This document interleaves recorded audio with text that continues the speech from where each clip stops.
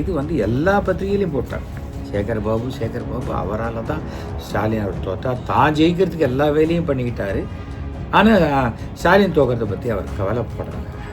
சேகர் பாபு தன்னுடைய பதவியை ராஜினாமா பண்ணிட்டு அவர் தன்னுடைய தலைவருக்காக விட்டு கொடுத்து தன்னுடைய விசுவாசத்தையும் தன்னுடைய பொறுப்பு சரியாக நிறைவேற்ற முடியாதப்பான தண்டனையுமாக அவர் நினைத்து இதை அவர் செய்தால் கோடிக்கணக்கான திமுக தொண்டர்கள் உண்மையிலேயே மகிழ்ச்சி அடைவார்கள். காங்கிரஸ் வந்து அகற்றப்பட்டதுக்கு காரணமே காங்கிரஸோடைய ஊழல் தான் இல்லையா? எல்லாருக்கும் அது தெரியும். அப்படிப்பட்ட ஊழல் கட்சியோடைய 5 பேரை நீங்கள் சேர்த்துக்கிட்டு நீங்கள் எப்படி ஊழலை தடுக்க முடியுங்கிறதையும் விஜய் அவர்கள் யோசிக்க வேண்டும். அத்தனை ரசிகர்களும் அத்தனை கூட்டமும் வந்து ஓட்டு போடுறாதுன்னு நினச்சது ஒரு பெரிய தப்பாக போச்சு. ஆனால் அத்தனை பேரும் சேர்ந்து ஒரே கட்சிக்கு வருதுங்கிறது இதான் முதல் தடவையாக நான் பார்க்குறேன். அதுக்கு காரணம் இளைஞர்கள் ஓட்டு. இந்த வேவுக்கு காரணமான விஜய் அவர்களுக்கு நம்முடைய புதிய முதல்வர், தமிழகத்தினுடைய முதல்வருக்கு என்னுடைய வாழ்த்துக்களை நான் தெரிவித்துக் கொள்கிறேன். நமக்கு ஒன்று தப்பாக போயிட்டோம் பண்ணோன்னு அது எப்படி தப்பாக போச்சு அப்படின்னு யோசித்து சரி பண்ணிக்கணுமே தவிர அதை விட்டுட்டு அதெல்லாம் இல்லை, இது ஏதோ ஃப்ளூக்கு இது அப்படி பேசினா நம்ம திருத்திக்கவே முடியாது, நம்மளால் வளரவே முடியாது.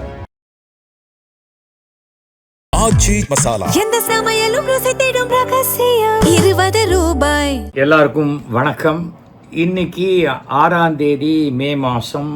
நாளைக்கு நம்முடைய புதிய முதல்வர் திரு விஜய் அவர்கள் பதவியேற்கப் போகிறார் என்று ஒரு பேப்பரில் படிக்கிற நியூஸ் தான், அது இன்னும் தெரியலை. இப்போது நான் உங்ககிட்ட பேசுகிறதுடைய முக்கியமான காரணமே இந்த 75 ஆண்டுகள் இல்லை 70 ஆண்டுகளுக்கு மேலான தமிழக அரசியலில் ஒரு மிகப்பெரிய மாற்றத்தை, அதிர்ச்சியை, ஆச்சரியத்தை கொண்டு வந்த விஜய் அவர்களுக்கு என்னுடைய வாழ்த்துக்களை நான் தெரிவித்துக் கொள்கிறேன். ஏனென்றால் எனக்கும் ஆச்சு, 75 வயசு ஆச்சு. இதுவரைக்கும் இப்போ நான் கணித்த இந்த கணிப்பும் இந்த 15-16 பேரோடு சேர்த்து என்னுடைய கணிப்பும் தவறாகத்தான் போய்விட்டது. ஸோ நமக்கு ஒன்று தப்பாக போயிட்டோம் பண்ணோன்னு அது எப்படி தப்பாக போச்சு அப்படின்னு யோசித்து சரி பண்ணிக்கணுமே தவிர அதை விட்டுட்டு அதெல்லாம் இல்லை, இது ஏதோ ஃப்ளூக்கு இது அப்படி பேசினா நம்ம திருத்திக்கவே முடியாது, நம்மளால் வளரவே முடியாது. நான் என் நாடகத்தில் 50 நாடகம் ஆனால் கூட இல்லை யாராவது கரெக்ஷன் சொன்னால் அதை சரி பண்ணி போனதுனால தான் இன்று வரை என்னால் 50 ஆண்டுகளுக்கு மேலாக 7000 நாடகங்களுக்கு மேலே நடத்தி நான் வெற்றிகரமாக இன்னும் அந்த இண்டஸ்ட்ரியில் இருக்கேன்.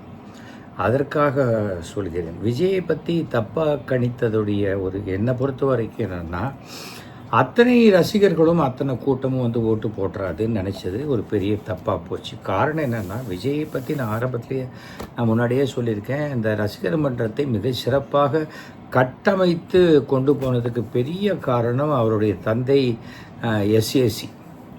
ஸோ அதை சிறப்பாக பண்ணினாங்க. அதுக்கு பிறகு புஷி ஆனந்த் வந்து பண்ணினார். ஆனால் அந்த ரசிகர்கள் என்பவர்கள் எத்தனை பேருமே பல கட்சியில் இருப்பாங்க.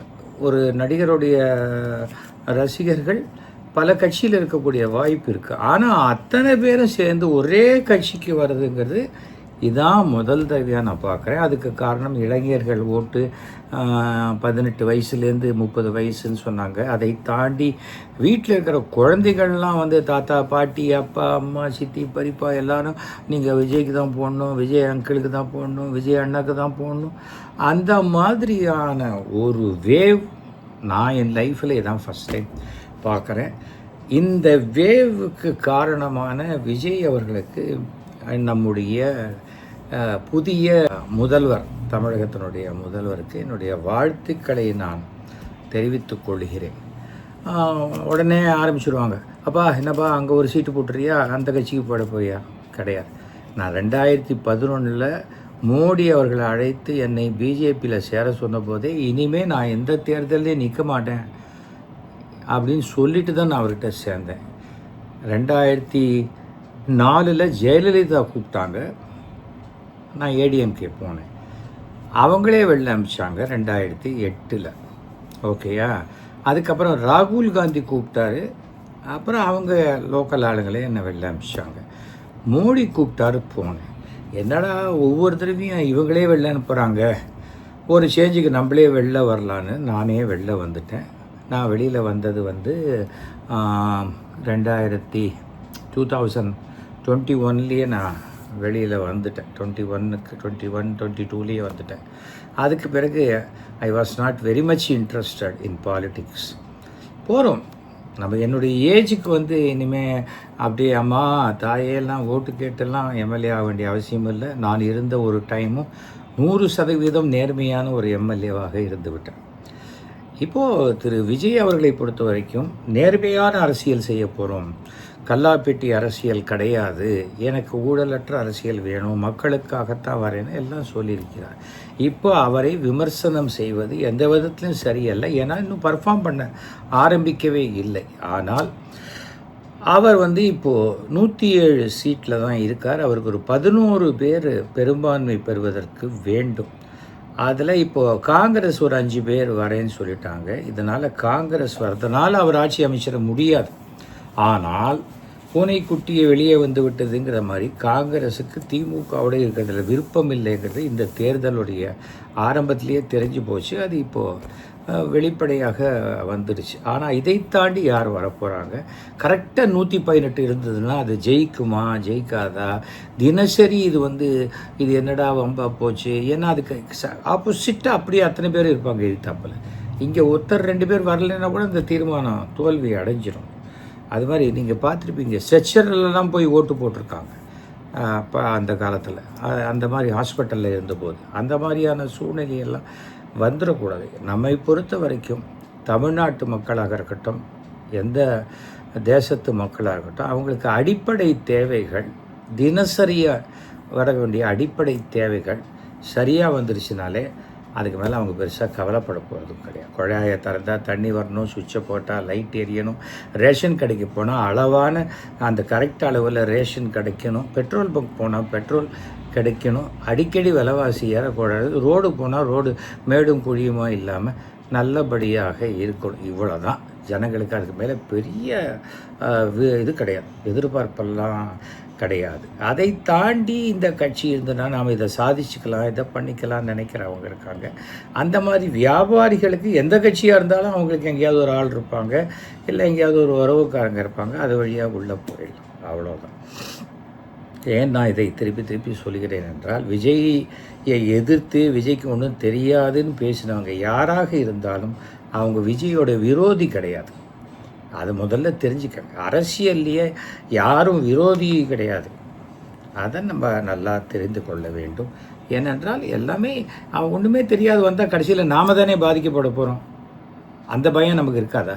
அது இருக்கக்கூடாதா? நீங்கள் யோசிச்சு பாருங்கள். ஏனென்றால் சினிமாவும் அரசியலும் மட்டும்தான் எதுவும் தெரியாதையே உள்ளே கற்றுக்கலாம். இல்லைன்னா ஒரு ஸ்கூட்டர் மெக்கானிக்காக போகணுன்னா கூட எப்படி ஸ்பேனரை பிடிக்கணும், எப்படி கார்பரேட்டரை கட்டணும்னு தெரிஞ்சு அது ஒரு 3 மாதம் கிளாஸுக்கு போன அப்புறம் தான் போக முடியும். ஒரு டாக்டராக இருக்காருன்னா ஒரு 5 வருஷம் 7 வருஷம் படித்து அதுக்கு பிறகு தான், நர்ஸாக ஒரு 3 வருஷம் படித்த பிறகு தான் ஊசி போட முடியும். நான் ஒரு 4 தடவை ஊசி போடுறேன் அதுக்கப்புறம் கற்றுக்க முடியும். ஆனால் அரசியல் சினிமா ரெண்டுமே. ஆனால் தன்னுடைய 30 ஆண்டு கால சினிமாவில் விஜய் சேர்த்து வைத்த மாபெரும் சொத்து இந்த ரசிகர்கள். ஆச்சரியப்படக்கூடிய அளவுக்கு இந்த விசில் ரசிகர்கள். அதை அவர்களுக்கு எல்லாருக்கும் வாழ்த்துக்கள். ஆனால் இனிமேல் அந்த ரசிகர்கள் ஒரு கட்டுப்பாடு உள்ள தொண்டர்களாக மட்டும்தான் இருக்க வேண்டும். அப்படி இருந்தால் தான் அது உங்களால் தேர்ந்தெடுக்கப்பட்ட முதலமைச்சருக்கு ஒரு நல்ல பெயர் கிடைக்கும். இல்லைன்னா என்னப்பா அது முதலமைச்சரால் அவங்க ஆளையே அடக்க முடியல அப்படிங்கிற அளவுக்கு வந்துவிடும். அதை சட்டம் ஒழுங்கெல்லாம் சரி பண்ணுறேன்னு சொல்லிட்டாரு, பெண்கள் பாதுகாப்பு, எதையுமே விமர்சனம் ஒரு 6 மாதம் விமர்சனமே பண்ணக்கூடாது. காரணம் என்னென்னா ஒரு டைம் கொடுக்கணும். ஒருத்தர் வந்திருக்கார், ஜெயிக்கட்டும், அவர் பெரும்பான்மையை நிரூபிக்கட்டும். இப்போது அதிமுக தன்னுடைய மெஜாரிட்டியான இதை 40 பேரும் வராங்களா, இல்லை இபிஎஸ் வராரா வரலையா, நான் போய் விஜய்க்கு கீழே துணை முதல்வராக இருக்கிறதா, அந்த மாதிரியெல்லாம் அவர் நினைக்கிறாரு அப்படின்னு சொன்னால், நான் 20 பேரோட கிளம்பி போகிறேன்ட்டு மாதிரி போகிறாங்கன்னா அது அதிமுக. அது என்ன ஆகும்? பாஜக என்ன நினைத்ததோ தமிழ்நாட்டில் 2 திராவிட கட்சியில் ஒரு கட்சியை முதல்ல ஒழிக்கணும், அடுத்த கட்சியை அடுத்தது ஒழிக்கணும், அதுக்கு பிறகு நம்ம வரணும்னு நினச்ச எண்ணம் நிறைவேறிவிடும். அதை அவங்க பார்த்துக்கணும். அது சிவி சண்முகமாக இருந்தாலும் சரி, யாராக இருந்தாலும் சரி, அதை நீங்கள் பார்த்துக்கணும். தவறும் விஜய் அவர்கள் நான் ஊழலற்ற தீய சக்தி ஊழல் சக்தியோடலாம் சேர மாட்டேன்னு சொல்லியிருக்காரு. இந்தியாவிலேயே காங்கிரஸ் அகற்றப்பட்டதுக்கு காரணமே காங்கிரஸோடைய ஊழல் தான் இல்லையா? எல்லாருக்கும் அது தெரியும். அப்படிப்பட்ட ஊழல் கட்சியோடைய 5 பேரை நீங்கள் சேர்த்துக்கிட்டு நீங்கள் எப்படி ஊழலை தடுக்க முடியுங்கிறதையும் விஜய் அவர்கள் யோசிக்க வேண்டும். ஆனால் எல்லாத்தையும் கண்ட்ரோலில் வச்சுக்க முடியுங்கிற ஒரு கான்ஃபிடென்ஸை விஜய் அவர்கள் முதலமைச்சர் கொண்டு வர வேண்டும். அவர் பார்வையிலேயோ அவருக்கு தெரியாதையோ ஒரு விஷயம் கூட நடக்கக்கூடாதுங்கிறது வச்சுக்கணும். ஒரு சின்ன உதாரணம் சொல்லுகிறேன். கலைஞர் அவர்கள் காலையில் பேப்பர் படிப்பார். பேப்பர் படிக்கும்போது 5லேருந்து 6க்குள்ளே பேப்பர் படிச்சிருவார். 5-6 பேப்பர் படித்து தமிழ் எல்லாமே மேக்ஸிமம் எல்லா பேப்பரையுமே படிச்சிருவார். அதில் ஐஏஎஸ் அதிகாரிகள் முதலமைச்சர் எதெல்லாம் படிக்கணுன்ட்டு அங்கங்கே ரவுண்டு பண்ணியிருப்பாங்க, முக்கியமான பேஜஸ் மட்டும். அவர் அதை படிக்கவே மாட்டார், முதல்லேருந்து கடைசி வரைக்கும் படிப்பார். எது முக்கியம்னு நான் தீர்மானிச்சுக்கிறேன் அப்படிம்பார். அப்புறம் அடிமட்ட தொண்டர் வரைக்கும் அந்த வட்ட செயலாளர் வரைக்கும் ஃபோன் போடு, நான் பேசுகிறேன் அப்படிங்கிற அளவுக்கு அதே தான் திரு ஸ்டாலின் அவர்களும் இன்றைக்கி வரைக்கும் கடைப்பிடித்திருக்கிறார்கள். அதை தாண்டி அது நம்ம அடுத்தது அது அப்புறம் நம்ம பேசுவோம். ஏனென்றால் விஜய் அவர்கள் அதை செய்யணும். அதே போல் விசுவாசிகள் என்ற பேரில் யாரையுமே பக்கத்தில் சேர்க்காம திறமைசாலிகள் நேர்மையானவர்கள் என்பவர்களை மட்டும் நீங்கள் பக்கத்தில் வச்சுக்காங்க. அதுதான் உங்களுக்கு கடைசி வரைக்கும் உதவும். விசுவாசிகள் என்ன செய்வாங்க? உங்களுக்கு மட்டும் விசுவாசமாக இருப்பான் அப்படின்னு தான் நீங்கள் நினைப்பீங்களே தவிர எல்லாருக்குமே விசுவாசமாக இன்னொருத்தருக்கும் இன்னொரு இடத்துல விசுவாசமாக இருப்பாங்க, தன் குடும்பத்துக்கு விசுவாசமாக இருப்பாங்க. விசுவாசிகள் என்பது என்றைக்குமே நிரந்தரம் கிடையாது. ஒரு கட்சியில் இருக்கிறவன் அந்த தலைமைக்கு விசுவாசியாக இருப்பான், அந்த கட்சியிலேருந்து இன்னொருத்தர் அங்கே ஒரு ஷாலு பற்றினா அங்கே விசுவாசியாக மாறிடுவான். அப்போ அது விசுவாசம்.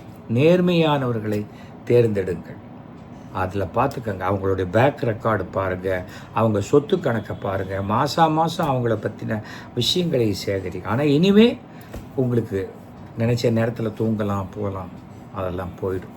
ஏனென்றால் இந்த முதலமைச்சர் பதவி என்பது மலர் கிரீடம் அல்ல, மிகப்பெரிய முள் கிரீடம் இல்லையா?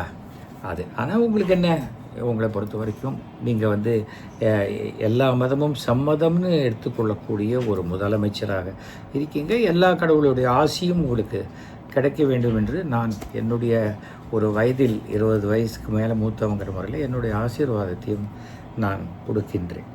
ஆனால் உங்களுக்கு முதல்ல என்னுடைய சமுதாயத்தின் சார்பாக உங்களுக்கு முதலமைச்சர் விஜய் அவர்களுக்கு என்னுடைய மனமார்ந்த நன்றியை தெரிவித்துக் கொள்கிறேன்.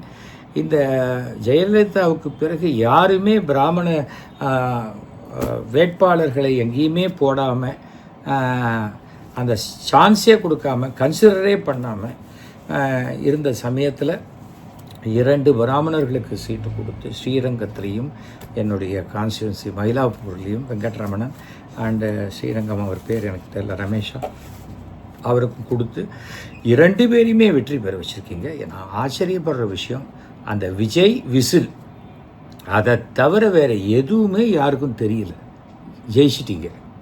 ஆச்சரியம்னா ஆச்சரியம். அது அப்புறம் அதன் பிறகு நான் கொஞ்சம் கொஞ்சமாக விசாரித்த போது ரொம்ப மைக்ரோ லெவலில் வெளியில் யாருக்கும் தெரியாத எத்தனையோ ஸ்டடி பண்ணியிருக்கீங்கன்னு நான் கேள்விப்பட்டேன்.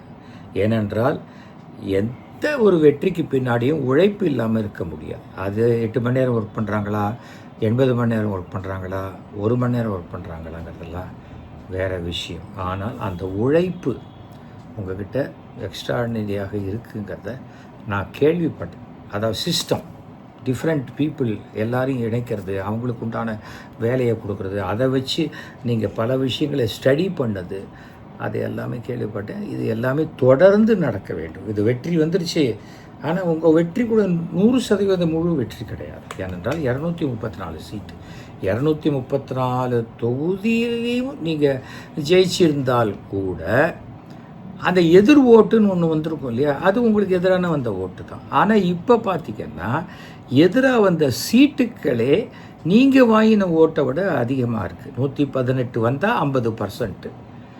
ஆனால் நீங்கள் 107 தான் வந்திருக்கீங்க. ஸோ இப்போ உங்களுக்கு எதிரான மனோபாவத்தில் தமிழகத்தில் இருக்கக்கூடியவர்கள் நீங்கள் 34% வாங்கியிருக்கீங்கன்னு சொன்னால் 66%, 10% போடலன்னு வச்சுக்கோங்களேன், ஒரு 50% மக்கள் உங்களுக்கு எதிரான மனோபாவத்தில் இருக்கலாம். எதிரான மனோபாவம் விரோதம் இல்லை, என்ன பண்ணிட்டு போகிறார் பார்த்தலாம். அதை நீங்கள் சரி பண்ணிக்கணும். எல்லா அரசியல் கட்சியும் வழக்கமாக செய்கிற ஒன்றை நீங்கள் செஞ்சிடாதீங்க. எங்கெல்லாம் ஓட்டு வேலையோ அந்த தொகுதியை ஒதுக்காமல் அந்த தொகுதியை உங்களுக்கு சாதகமான தொகுதியாக மாற்றுவதற்குண்டான முயற்சிகளை நீங்கள் எடுங்க. இப்போ நீங்கள் பிரச்சாரம் பண்ணது இதை பற்றியெல்லாம் யாருமே இப்போ நாங்கள் சொல்லி ஒரு பிரயோஜனம் இல்லை. ஏன்னா எல்லாத்தையும் நாங்கள் சொன்னது எல்லா சிஸ்டத்தையும் பொய்யாக்கி ஜெயிச்சிட்டீங்க. அதனால் success is formula, might is right. அப்போது உங்களுக்கு இதை பற்றி அட்வைஸ் பண்ண வேண்டிய அவசியம் இல்லை. பணம் பெருவானியான இடத்துல நீங்கள் பணமே கொடுக்காம தான் உங்களுடைய வேட்பாளர்கள், பண வசதி இல்லாத வேட்பாளர்கள், ஆட்டோ டிரைவராக இருக்கட்டும், அதை இன்னொரு ஒரு சமுதாயத்தில் கடைநிலை ஊழியராக இருக்கட்டும், அவங்க எல்லாமே நீங்கள் ஜெயிச்சு வச்சுருக்கீங்க. ஆனால் ஜெயிச்சு வந்தவங்க அத்தனை பேருக்கும் சட்டசபை மரபுகளை எல்லாம் சொல்லிக் கொடுங்க. சட்டசபைக்கு போகிறதுக்கு முன்னாடி ஒரு 10 நாள் கிளாஸ் எடுக்க சொல்லுங்கள். செங்கோட்டையன் போன்ற ஆல்ரெடி 10 முறைக்கு மேலே சட்டசபைக்கு போனவங்கெல்லாம் இருக்கிறார்கள். அதே போல் உங்களை நம்பி தோற்று போனவர்களுக்கு கை விட்டுறாதீங்க. அவர்களுக்கு வாரியம் இது அந்த மாதிரியான பதவிகளை எல்லாம் கொடுத்து அரவணைச்சு போனீங்கன்னா உங்களுக்கு ஸ்ட்ராங்காக இருக்கும். ஆனால் எல்லாத்துக்கும் அட்வைஸ் பண்ணுற அளவுக்குலாம் நான் இல்லை.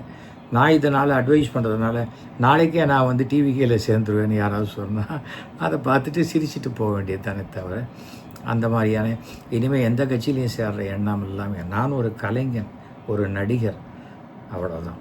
நாடகம் நடத்துறதுக்கு கலைவாண அரங்கத்தில் இங்கே ரெண்ட்டை குறைச்சி கொடுத்தீங்கன்னா சந்தோஷமாக நாங்கள் ட்ராமா போட்டு போவோமே தவிர அதை தவிர அவ்வளோதான். நாடகத்துறைக்கு என்ன ஒரு மந்திரி ஆகுங்கன்னு கேட்குற எண்ணம்லாம் எனக்கு என்றைக்குமே கிடையாது. ஆனால் இப்போ நான் உங்கள்கிட்ட பேசுகிறதுனால நான் ஸ்டாலின் அவர்களுடைய நண்பர்ங்கிறது 1% கூட மாறாது. ஸ்டாலின் அவர்கள் என்னுடைய நண்பர். அவருக்கு ஒரு பிரச்சனைனா நான் போய் நிற்பேன். அதை ஏன்னா நான் திமுககாரன் கிடையாது. ஆனால் ஸ்டாலின் என்னை நண்பர்னு ஒரு 30 வருஷமாக சொல்லிகிட்டு இருக்கார். அந்த நண்பருக்கு உண்டான மரியாதையை நான் கடைசி வரைக்கும் நான் அதை கொடுப்பேன். நான் நேற்றுக்கு போய் பார்த்துட்டு வந்தேன். ஆட்சி மாறிடுச்சு இருந்தாலும் நேற்றுக்கு போய் பார்த்துட்டு வந்தேன். நாளைக்கு பார்ப்பேன், நாளைக்கு பார்ப்பேன். என்ன தப்பு இருக்குது? அதில் எந்த மாற்றமும் எனக்கு கிடையாது. நிறைய பேர் சொல்லுவாங்க நான் வெற்றிக்கு பின்னாடி போகிறவனே கிடையாதுங்க. ஒருத்தர் ஜெயிச்சிட்டா பின்னாடி ஓடுறது, தோத்துட்டா அதை விட்டு ஓடி விடுறது, அது எனக்கு கிடையவே கிடையாது. அதனால இதை நான் தெளிவுபடுத்துகிறேன். என்னுடைய நிலைமை என்ன, நான் யாருங்கிறது தெரிஞ்சவங்களுக்கு, தெரியாதவங்களுக்கு தெரிஞ்சுக்கிறதுக்கான ஒரு வாய்ப்பு இது. அதே சமயம் திமுக தோற்றது இந்த தேர்தலுங்கிறது ஒரு அதிர்ச்சிகரமான விஷயம். யாருக்கு? நாங்களும் நிஜமாகவே நினச்சோம் இது ஈஸியாக வந்துடுவார், ஒரு பிரச்சனை இல்லை. ஸ்டாலின் தான் 2வது முறையாக முதலமைச்சராக வருவார், 7வது முறையாக திமுக ஆட்சி அமைக்கும். நானே பல பேட்டிகள் எனக்கே ஷாக் ஆகிடுச்சு, என்னடா இதுன்னு. அதைவிட மிக அதிர்ச்சி, உலகமே அதிர்ச்சியாக பார்த்த விஷயம், கொளத்தூர் தொகுதியில் ஸ்டாலின் அவர்கள் தோற்று போனார். இன்னும் மனசு ஏற்றுக்கவே முடியல. அதற்கு முதற் காரணம் அந்த தொகுதிக்கு பொறுப்பாளர், சென்னை நகரத்துக்கு எல்லா தொகுதிக்குமே பொறுப்பாளராக இருந்த சேகர் பாபு என்ற அமைச்சர். இது எல்லா பத்திரிகையிலையும் போட்டார்.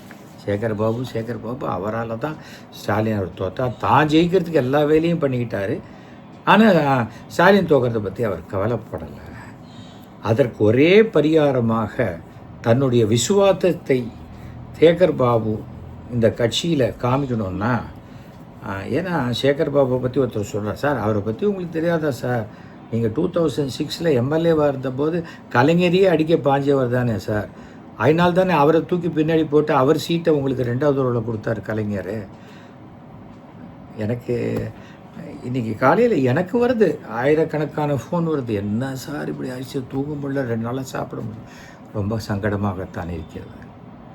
ஏனென்றால் ஒரு நண்பனுக்கு கிடைக்கக்கூடிய தோல்வி தனக்கு கிடைச்சதா நினைக்கிறவன் நான். ஆனால் ஐயோ தோற்று போய்ட்டோமேன்னு வருந்துகிற ஃபேமிலி ஸ்டாலின் கிடையாது. ஏனென்றால் அவர் கலைஞரின் மகன், எத்தனையோ வெற்றி தோல்வியெல்லாம் பார்த்தவன். அதனால் அவருக்கு நான் துணை நிற்கிறதுல என்றைக்குமே நான் பெருமைப்படுவேன். ஆட்சி கீழ்ச்சி விடுங்க, அது ஒரு தோளில் கிடக்கிற துண்டு மாதிரி வேணும்னா தூக்கி போட்டு போயிட்டே இருக்கலாம் பாருங்க, அவ்வளோதான். அதனால் அதுக்காக உடனே நீ திமுகவா சொம்பா 200 ரூபா வாங்குறியன்னா அதுக்கெல்லாம் நான் பதில் சொல்லவே மாட்டேன். அவங்களெல்லாம் பிளாக் பண்ணிவிட்டு போயிட்டே தான் இருப்பேன். நான் என் சுயமரியாதையை நான் என்றைக்குமே விட்டு கொடுக்க மாட்டேன். திமுகவில் இன்றைக்கி இருக்கக்கூடிய சூழ்நிலையில் சட்டமன்றத்தில் எதிர்க்கட்சி தலைவராக என்னுடைய அருமை நண்பர் ஸ்டாலின் அமர வேண்டும் என்பது என்னுடைய எண்ணம். இத்தனை அவருடைய 50 ஆண்டு கால அரசியல் வாழ்க்கையை வீணாக்கிடக்கூடாது. அசம்பிளியில் உட்காரணும். அதுக்கு உட்காரத்துக்கு ஒரே வழி, சேகர் பாபு தன்னுடைய பதவியை ராஜினாமா பண்ணிவிட்டு அவர் தன்னுடைய தலைவருக்காக விட்டு கொடுத்து தன்னுடைய விசுவாசத்தையும் தன்னுடைய பொறுப்பு சரியாக நிறைவேற்ற முடியாததுக்கான தண்டனையுமாக அவர் நினைத்து இதை அவர் செய்தால் கோடிக்கணக்கான திமுக தொண்டர்கள் உண்மையிலேயே மகிழ்ச்சி அடைவார்கள். அதே போல் பல மினிஸ்டர்ஸ் தோற்று போயிருக்காங்க. ஏன் தோற்று போயிருக்காங்க? ஆக்சசிபிளாக இல்லை. நான் மினிஸ்டர் ஆனோன்னே நான் மெட்ராஸுக்கு போயிட்டேன், அவ்வளோதான் அப்படிங்கிற போகக்கூடாது. அந்தந்த தொகுதிக்கு ஒரு எம்எல்ஏவாக என்ன பண்ணிக்க, அது சொல்லணும். அது சொல்கிறதுக்கு எனக்கு நான் எம்எல்ஏவாக இருந்தபோது என்ன செய்தார் எம்எல்ஏன்னு போட்டாங்க ஆனந்த உடல். அதில் போட்டபோது நான் ஒன்றுமே பண்ணலைன்னு போட்டாங்க. ஒரு லிஸ்ட்டை எடுத்துக்கிட்டு ஒரு நோட்டீஸ் எடுத்துகிட்டு போனேன். மரியாதையாக நான் செஞ்ச இத்தனையும் நீ போடலைன்னா நான் லீகலாக ஆக்ஷன் எடுப்பேன் அப்படின்னு சொல்லி இவ்வளோ பார்த்து இதுக்கு 10 மார்க் அதுக்கு 10 மார்க். ஏன் ஒழுக்கத்துக்கு ஒரு 10 மார்க் கூட உங்களுக்கு கொடுக்க தெரியல? ஏன் உங்களுக்கு ஒழுக்கமே தேவையில்லையா ஒரு அரசியல்வாதிக்கு அப்படின்னு போய் சண்டை போட்டுட்டு வந்தவனா அடுத்த இஷ்யூவில் போட்டாங்க. எதுக்கு சொல்கிறேன்னா, நாம் நேர்மையாக இருந்தால் யாருக்கும் பயப்பட வேண்டிய அவசியம் கிடையாது. தப்பு செஞ்சோம் மன்னிப்பு கேட்டு போகிறோம்.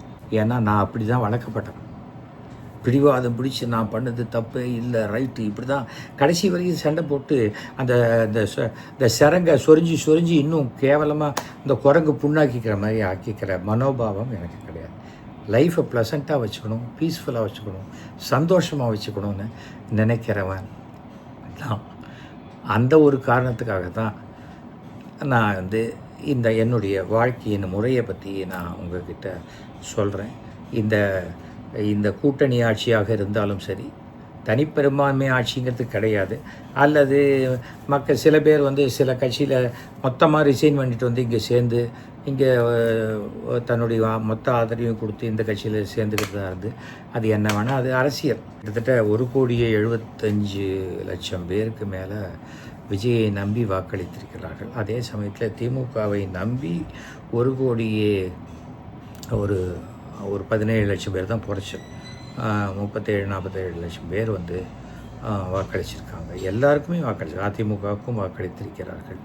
ஓகே, அது சீமானெல்லாம் இந்த சமயத்தில் தன்னை மறு ஆராய்ச்சி பண்ணிக்கணும். மக்களை குறை சொல்கிறதுல அர்த்தமே இல்லை. ஏன் நம்ம ஏற்றுக்கொள்ளவில்லை? நான் இது ஆரம்பத்திலேயே நான் சொன்னேன். சீமான்கிட்டையும் திருமாவளவன்கிட்டையும் இருக்கிறவர்கள் தான் முதல்ல விஜய் கிட்ட சேர்ந்தாங்க. அவர்கள் சீமான் விஜயோடைய கட்சியில் இருந்துக்கிட்டு விஜய் ரசிகர்களாக இருந்தார்கள். விஜய் கட்சி ஆரம்பித்த போது நம்ம தலைவரே கட்சி ஆரம்பிச்சிட்டாருன்னு அங்கே வந்துட்டாங்க. அவ்வளவுதான். அதை அவங்க ஸ்டடி பண்ணியிருக்கணும். அவ்வளோதான். நான் பாஜக 11% ஓட்டு 17% ஓட்டுன்னு அண்ணாமலை காது வரைக்கும் பேசும்போது சொன்னேன். 3.5% மேலே உங்களுக்கு ஓட்டு கிடையாதுன்னு சொன்னேன். அதுதான் மீண்டும் நிரூபணமாக இருக்குது. நோட்டாவுக்கு போட்டியாக 27 சீட்டு வாங்கி ஒரே ஒரு சீட்டு ஜெயிச்சிருக்காங்க. அவ்வளோதான். இதுதான் தமிழ்நாட்டில் பிஜேபி நிலைமை. அதனால் பிஜேபி புறவாசல் வழியாக வரும், அப்படி வரும், மேலே வரும், இப்படி எப்படியும் இங்கே ஆட்சிக்கு வரவே முடியாது. அடுத்தவங்க ஆட்சியை கெடுக்கலாம். டெல்லி பவரை வச்சு என்ன வேணால் பண்ணலாம். நாளைக்கு விஜயே கொஞ்சம் கொஞ்சமாக நீ என்னுடைய கண்டிஷனுக்கு வந்தால் தான் நான் எல்லாத்தையும் கொடுப்பேன்னு சொல்லும் பொழுது விஜய், நம்முடைய முதல்வர் விஜய் தான் அந்த கெத்திலேருந்து இறங்காமல் தமிழ்நாட்டுக்கு எது நல்லதோ அதை மட்டும்தான் செய்வேன்னு சொன்னால் அவருடைய மதிப்பும் மரியாதையும் அந்தஸ்தும் உயரும். இல்லைன்னா இவர் என்னடா சங்கியோடு சேர்ந்து விலை போயிட்டாருங்கிற மாதிரியாக சொல்லி, ஏனென்றால் இன்றைக்கு விஜய்க்கு கிடைத்த ஆதரவு என்பது பெருவாரியான சிறுபான்மை ஆதரவு. அந்த சிறுபான்மையர்கள் நம்ம பிஜேபியை தமிழ்நாட்டில் நம்பவே மாட்டாங்க.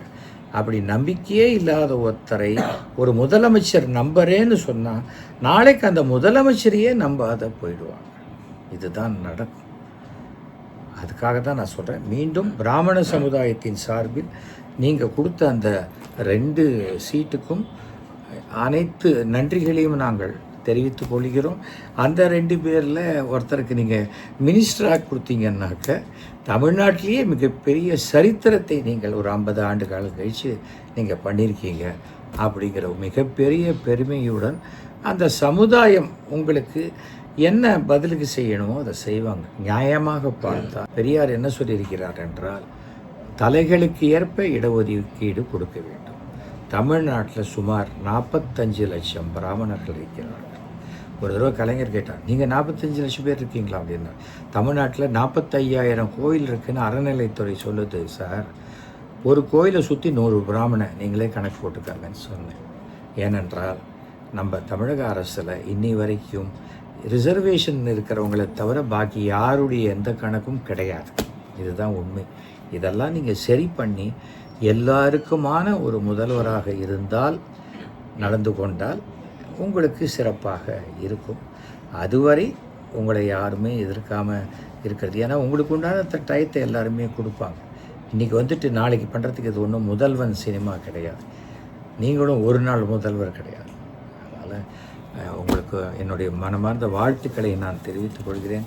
நான் இது ஆரம்பத்துலேருந்து போடலன்னு சொன்னாங்க. அதே போல் திமுக கூட்டணியில் இருந்த திருமாவளவனாக இருக்கட்டும், நம்முடைய தேமுதிகவாக இருக்கட்டும், மார்க்சிஸ்ட் கம்யூனிஸ்ட் கட்சி, அப்புறம் இந்தியன் கம்யூனிஸ்ட்டு, இவங்க யாருமே நாங்கள் ஆதரவு தரமாட்டோம், எங்கள் கூட்டணியை விட்டு வரமாட்டோம்னு சொன்ன நம்முடைய வைகோ அவர்கள் எல்லாருக்குமே என்னுடைய மனமார்ந்த வாழ்த்துக்களை நான் தெரிவித்துக் கொள்கிறேன். ஏன்னா அரசியல் என்பது ஆதாயத்தை தேடி ஓடுற இடம். அந்த மாதிரி ஓடாமல் அந்த ஒரு கொள்கைக்காக மதசார்பற்ற கூட்டணி அப்படின்னு அதை ஸ்ட்ராங்காக இருக்கீங்களா, அதற்கு என்னுடைய மனமார்ந்த பாராட்டுதல்களை தெரிவித்துக் கொள்கிறேன். என்னை பொறுத்த வரைக்கும் east or west our India is best, north or south our Tamil Nadu is the best. Tamil Nadu இன்றைக்கி ஒரு முதன்மையான மாநிலமாக இருக்குது. ஒரு சில குறைகள் இருந்திருக்கலாம், ஆனால் முதன்மையான மாநிலம் என்பது தொழில் ரீதியாக எல்லா விஷயத்தையும் இருக்குது. அதை நீங்கள் தொடர்ந்து முன்னெடுத்து செல்ல வேண்டும் என்று என்னுடைய வாழ்த்துக்களை நான் தெரிவித்துக் கொள்கிறேன். இதில் யாருக்காவது ஏதாவது கருத்து சொல்லணும், பாராட்டணுன்னா மட்டும் எனக்கு தயவு செஞ்சு ஃபோன் பண்ணுங்கள். 9841023545. ஓகேயா? வேறு மாற்று கருத்து இது இந்த பார்த்தியா நம்ம தலைவரை விட்டு ஓட்ட கிடையாது. இப்போ பாருங்கள், இப்போயும் பக்கத்தில் ஸ்டாலினோடு இருக்கிற படம் தான் இருக்கும். அவர் என்னுடைய நண்பர். ஆட்சியை பற்றிலாம் நான் கவலைப்படல, அதெல்லாம் நான் கவலைப்படல. அதே அவர் கவலைப்பட்டுப்பார், அவர் சரி பண்ணிப்பார். ஓகேயா? அதெல்லாம் அவங்க பார்த்துப்பாங்க. அதுவும் 2 கோடி பேர் இருக்கிற கட்சி, அதெல்லாம் அவங்களுக்கு தெரியும். அதனால் அதிலெல்லாம் நான் தலையிடவே மாட்டேன். நான் நண்பன் என்றால் நண்பராக இருப்பேன். ஓகேயா? மீண்டும் அனைவருக்கும் என்னுடைய மனமார்ந்த நன்றியும் வாழ்த்துக்களும். ஆச்சி மசாலா, எந்த சமையலும் ருசி தேடும் ரகசியம். 20 ரூபாய்.